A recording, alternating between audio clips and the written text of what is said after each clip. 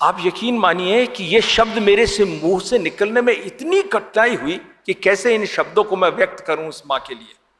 ये शब्द व्यक्त करने के पहले मैंने बाबा से कहा, बाबा क्यों परीक्षा ले रहे हो?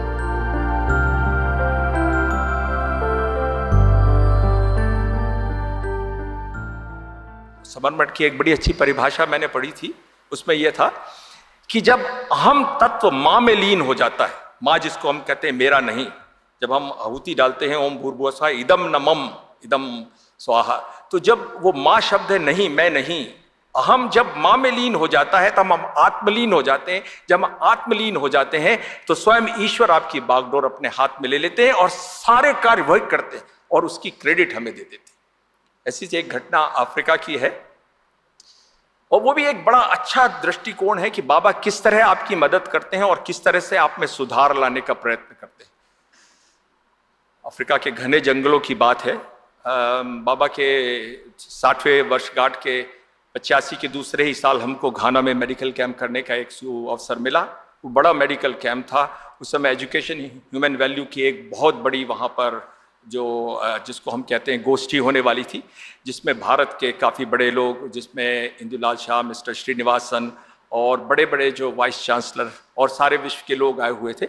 विक्टर कानू के बारे में आपने सुना होगा, वो उसके लिए कोऑर्डिनेटर थे उस समय।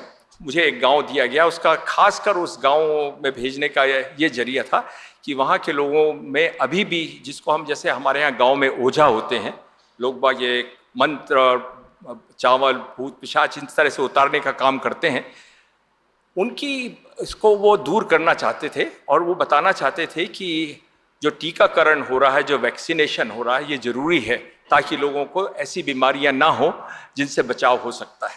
वो हम लोग मेडिकल कैंप करने के लिए उस गांव में गए। वो घाना से काफ़ी, जो घाना में जो आकरा जो वहाँ की राजधानी है जहाँ पर सम्मेलन चल रहा था, वहाँ से काफ़ी दूर है और हमें एक गेस्ट हाउस में ठहराया गया था और सुबह सुबह हम अपने ड्राइवर के साथ निकल जाते थे, वही हमारा इंटरप्रेटर हुआ करता था। उस गांव में पहुंचे, काफ़ी लोगों का उपचार हुए। ये सम्मिलित दल था, इसमें नेत्र विशेषज्ञ, general physician, child specialist, ENT, सभी तरह के लोग सम्मिलित थे। और जैसा कि बाबा का अभी जैसे हमको सुनाई दे रहा है, आजकल हम बात करते हैं एजुकेयर, मेडिकेयर और सोशो केयर, हमको लगता है ये कोई एक नई चीज़ है, ये बहुत पुराना है। बाबा ने हम सबको बताया, जब भी आप पहले जाओ तो लोगों को सिखाओ हाथ धोने, नाखून काटने और उबला हुआ पानी पीने से क्या होता है, दैट इज एजुकेयर। और मेडिकल केयर की ज़रूरत नहीं पड़ेगी अगर आप लोगों को स्वच्छता का अभियान चलाएंगे। ज़्यादातर बीमारियाँ गंदे पानी से होती हैं, ज़्यादातर बीमारियाँ माल न्यूट्रिशन से होती हैं। अगर आपने अच्छा भोजन और शुद्ध पानी मुहैया कराएंगे तो शायद आपको मेडिकल कैंप में ज़्यादा लोगों के उपचार करने की ज़रूरत नहीं, दैट इज सोशो केयर। और उसके बाद जो कुछ बचे खुचे लोग हैं उनकी आप मेडिकल सेवा मेडिकेयर किए। ये 1985 की बात है जब बाबा ने हमको इस तरह से इस बारे में बताया था कि ये तीन जो चीज़ें, इसको 3 dimensional way of serving, this is the package to serve the humanity. अगर मानवता की सेवा करना है, जब तक ये तीनों चीज़ आपके पास नहीं है तो आपका कैंप संपूर्ण नहीं है, आपकी स्वास्थ्य सेवाएं पूरी नहीं है। एक दिन संध्या समय होने को आ रहा था, ऐसे आदेश थे कि सूरज डूबने के पहले गांव के लोगों को भेज देना चाहिए। अफ्रीका के जंगलों में आपने पढ़ा होगा, सांप, बिच्छू, शेर, सभी तरह की चीज़ें होती हैं और वहाँ बिजली की व्यवस्था नहीं है। तो हम लोगों के पास तो गाड़ियाँ होती थी तो हम वापस आ सकते हैं, पर इन लोगों को पैदल गाँव में जाना पड़ता है। तो बाबा चाहते थे कि सूर्यास्त के पहले कैंप खत्म हो जाए ताकि ये लोग अपने पास चले जाए। तो अंतिम पेशेंट देखने के बाद हम लोग अपना सामान समेट रहे थे।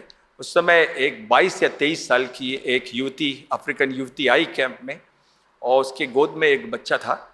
उसकी दोनों आंखें पीप से भरी हुई हैं उस बच्चे की, और उस बच्चे की उम्र लगभग 1 या 2 हफ्ते की।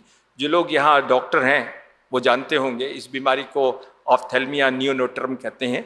अगर महिला के जो गर्भ द्वार पर अगर उस समय कोई इन्फेक्शन हो तो वो बच्चे की आंख में चला जाता है और उससे 90% लोगों को अगर सही ट्रीटमेंट नहीं मिले तो बच्चे को अंधत्व का खतरा होता है। उसको देखते ही मुझे डायग्नोसिस पता लग गई कि इसकी डायग्नोसिस क्या है, पर ऐसी स्पेसिफिक जिसको कहते हैं, जिसके लिए एक विशेष रूप से जो दवा है, उसको तो लंदन से या आगरा से ले जाना संभव नहीं है कि ऐसा भी कोई एक पेशेंट आएगा। ये एक बड़ी परीक्षा की घड़ी थी। मैंने उस पेशेंट को देखा और उस मेरे इंटरप्रेटर से कहा कि इस महिला से कहो कि आपने इसको बच्चे को लाया ज़रूर है, पर मेरी बहुत बड़ी मजबूरी है कि मैं जानता हूं कि इसका इलाज क्या है, पर मैं नहीं कर सकता क्योंकि मेरे पास ये दवा है नहीं। आप यकीन मानिए कि ये शब्द मेरे से मुंह से निकलने में इतनी कठिनाई हुई कि कैसे इन शब्दों को मैं व्यक्त करूं उस मां के लिए। ये शब्द व्यक्त करने के पहले मैंने बाबा से कहा, बाबा क्यों परीक्षा ले रहे हो? ये और 15 मिनट बाद आती और मैं इसको नहीं देखता तो कम से कम मेरे को ये ग्लानि तो नहीं होती कि बाबा मैं इसकी सेवा नहीं कर सका। ये कैसी परीक्षा है? अभी मैं ये सोच रहा हूं, मैं करने वाला हूं, ahem. You are nothing but the instrument. तुम तो मेरे हाथ के खिलौने हो। जिसको याद करना है, सर्जन ऑफ सर्जन तो बैठे हुए हैं। जैसे ही मैंने उसको ये बताने के लिए कम से कम मैं उस बच्चे का एग्जामिनेशन कर लूं, क्या एग्जामिनेशन कर सकते हैं, आंख की पुतली तक नहीं दिखाई दे रही, तो मैंने उसका संतोष हो जाए इसलिए इंस्ट्रूमेंट निकाला। इंस्ट्रूमेंट में बाबा की छोटी सी फोटो लगी है। मैंने बाबा को देखा, बाबा का अभय हस्त है। मैंने कहा बाबा आप ही ने दिया है, अब आप ही करो, मेरी कोई जिम्मेदारी। बाकी जब तक वो जो ड्राइवर सामान लेकर गाड़ी में रखने जा रहा था, उसके पहले मुझे याद आया कि अगर कुछ नहीं है तो कुछ तो कर ही सकते हैं। तो हमारे पास कुछ पेनिसिलिन की गोलियां थी, तो मैंने उस पेनिसिलिन की गोलियों को डिस्टिल्ड वाटर में मिलाकर पीस कर देने की कोशिश की। तो जो वहाँ नर्स थी वो मेरी तरफ देख रही थी, तो उसने मुझसे कहा आप ये क्या कर रहे हैं? मैंने कहा देखो जो सही मेडिसिन तो नहीं है, तो कम से कम कुछ तो एंटीबायोटिक डाल सकते हैं। बोले आज से आपने 1 साल पहले वहाँ पर लंदन में एक ऐसे ही हम लोगों की जब वो वर्कशॉप होती है उसमें बताया था कि don't do something which you won't do for your own child. आप ऐसा कोई काम नहीं करिए जो आप अपने खुद के परिवार के लिए नहीं करते। क्या ये दवाई आप अपने बच्चे के आंख में डाल सकते हैं? ये आपके ही वचन है कि स्वामी ने आपसे ऐसा कहा था, तो आप ये क्यों कर रहे हैं? मेरे हाथ रुक गए। क्या करूं स्वामी? मुझे स्वामी के वचन आए, परम पवित्रम बाबा विभूति। जब कुछ दवा नहीं हो तो केस मेरे को रिफर कर दो। मैंने बाबा से पूछा था स्वामी कैसे रिफर कर दूं? बस विभूति लगा दो, case is refer to me, वैद्यो Narayan Hari, I will look after the patient. ये आपकी जिम्मेदारी नहीं है। जंगल में एक हिरण जख्मी हो जाता है, एक खरगोश जख्मी आ जाता है, उसकी कौन उपचार करता है? वैद्यो नारायण ही। तुम में जो वैद्य है वो नारायण के रूप में मैं हूं। तुम मरहम हो, मैं उपचार करता हूं। बस इतनी सी बात है। मैंने बाबा का वो जैसे ही ऐसा लगा जैसे बाबा माँ कान में कह रहे हैं लगा दो, मैंने विभूति लगा दी। विभूति लगानी थी, वो ड्राइवर एक बक्सा लेकर आया। बोले डॉक्टर ये जहाज जिस सीट पर आप बैठे हुए थे ये बक्सा पड़ा हुआ है।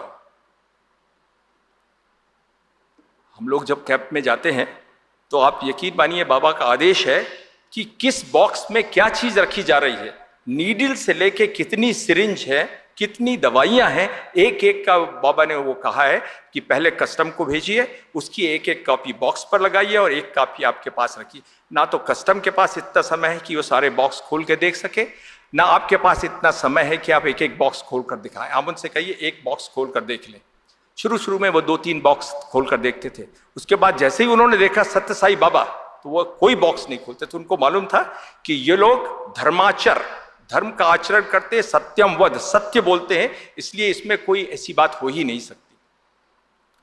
मैंने कहा यार ऐसी तो कोई डब्बा हमारे पास था ही नहीं, और आज कैंप का 4था दिन है, मैं तो रोज तुम्हारी सीट पर बैठता हूं। बोले सर मालूम नहीं ये सीट पर रखा था, तो मैंने सोचा कि इसका क्या किया जाए। इसको कहा, मैंने वो डब्बा खोला, आप यकीन मानिए उसमें वही दवा थी जिसकी मुझे जरूरत थी। गलत आचरण से स्वामी ने बताया कि जो आप अपने परिवार के लिए नहीं करना चाहिए उसको दूसरे के लिए नहीं करिए। अहम को त्यागो, मुझ पर सौंप दो, refer the case to me, वैद्यो नारायणी हरि, मैं ट्रीट कर दूंगा। उस महिला को मैंने बोला ये दवाई आप डालो या ना डालो, आपको तो इसका बच्चा अच्छा हो ही जाएगा। और उस दवाई, जो लोग यहाँ डॉक्टर हैं उनको मालूम है, उस दवाई को डालने का एक बहुत बड़ा तरीका है, और जिसको हम कहते हैं साधना। जैसे हम बैठते कर साधना करते हैं, हर 1 मिनट पहले 10 मिनट उसकी आंखों में दवाई डालते हैं, और फिर हर 5 मिनट 1 घंटे के लिए, और फिर हर आधे घंटे में 12 घंटे के लिए, इस तरह से उसको दवाई डालना पड़ती है। और इतनी मात्रा में उन्होंने दवाई भेजी थी। तो जब हमारे जो स्वयं सेवक हैं, जो बाबा के भक्त हैं, वो दवाई कैसे डालेंगे? वहां ना कोई टेलीविजन है, ना क्रिकेट का मैच चल रहा है, तो उनके लिए क्या है, वो भजन गा रहे हैं, नाम स्मरण कर रहे हैं और दवा डाल रहे हैं। तो जो दवा में असर है उसका मंत्रपूत से ज्यादा असर हो गया। जो दवा 24 घंटे में असर करती है, 8 घंटे के बाद उसके पीप कट गए, उसकी आंखों की लाली दिखाई देने लगी, पुतली दिखाई देने लगी। मैं उस समय बाबा के फोटो तो नहीं थी, पर जो मेरे इंस्ट्रूमेंट था, मैंने गिरकर बाबा से कहा, धन्य हो बाबा, जो वुडफील्ड हाई हॉस्पिटल और यूनिवर्सिटी कॉलेज हॉस्पिटल लंदन में नहीं हो सकता, वो आपने इस जंगल में करके दिखा दिया। यही है हमारे स्वामी की कृपा। जब आप समर्पित हो गए, समर्पण कर दिया, आना ही पड़ेगा, आना ही पड़ेगा। मथुरा से आओ या वृंदावन से आओ, मदीना से आओ या मक्का से आओ, तुझे आना ही पड़ेगा, आना ही पड़ेगा। और वो रहते हैं आपके साथ।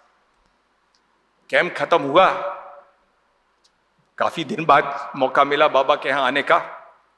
होता है, आप भूल जाते हैं कि बाबा ने आपके ऊपर क्या कृपा की। बाबा ने बुलाया, बोला, देखा मेरी DHL सर्विस, 15 घंटे लगते हैं लंदन जाने की, अफ्रीका में 5 सेकंड में पहुंच गई। बाबा याद दिला रहे हैं। एक बार मैं कुछ लिख रहा था तो बाबा ने ऐसे ही शब्द दिए कि बाबा, ना तुम मेरा केवल विश्वास हो, ना तुम मेरी आस हो, बाबा तुम तो मेरी श्वास हो, क्योंकि मैं तुम्हें समर्पित हूं, तुम ही मेरी श्वास हो, तुम ही मेरे प्राण हो। जब ये भावना निकलती है तो बाबा कहीं रहे, वो सब छोड़ के आपके साथ उपस्थित होता है। ये मेरे लिए नहीं, ये सबके साथ है। ये घटना मेरे साथ नहीं, मेरे कई मित्रों के साथ हुई जो कहीं दूसरी जगह हैं। जब जब उन्होंने पुकारा, बाबा ने हमेशा उसका उत्तर दिया। कभी किसी को उन्होंने निराश नहीं किया।